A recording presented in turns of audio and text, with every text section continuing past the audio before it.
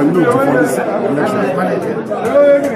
My interest there was the peace that reigned all through.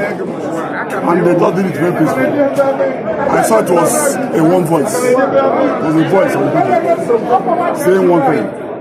I had to say one thing. So what are you promising your people? The promises, like I said there, that God has dealt with the peace. I will try to make sure that that peace remains with us. There should be equity and fair play. And we'll make sure that everybody has a right to exist. Do you have priority to work as a Igwe of the Tell me. What I want to achieve is just the future of the youth. I'm not interested in the young people, in the youth family. Some of them have no jobs. There are some of the people who are in places connected, the money, school and other things. How do we think about the young boys who take over our town when we're no more there? That's my one interest. My interest is the security of the people.